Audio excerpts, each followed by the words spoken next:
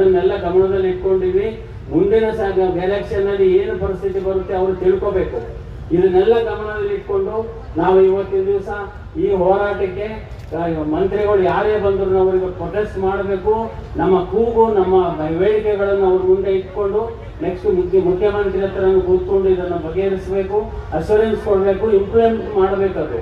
ಸುಮ್ಮನೆ ಮಾಡ್ತೀನಿ ಅಂತ ಅಶ್ಯೂರೆನ್ಸ್ ಕೊಟ್ಟಕ್ಕೆ ನಾವು ಒಪ್ಪಲೇಬಾರ್ದು. ಅವ್ರು ರೈಟಿಂಗ್ ನಲ್ಲಾದ್ರೂ ಕೊಡಬೇಕು, ಈಗ ಅಶ್ಯೂರೆನ್ಸ್ ಕೊಟ್ಟು ಅದನ್ನು ನೆರವೇರಿಸಬೇಕಂತ ಹೇಳಿಬಿಟ್ಟು ಇವತ್ತು ಮಾತಾಡೋಕ್ಕೆ ಆಸ್ಪದ ಕೊಟ್ಟಿರುವಂತ ಎಲ್ಲರಿಗೂ ನನ್ನ ನಮಸ್ಕಾರ. Thank you ma'am. ಯಾವ ರೀತಿ ಆಗೈತೆ ಅನ್ನುವಂಥದ್ದನ್ನ ಸರ್ಕಾರ ಗಮನಿಸಬೇಕು.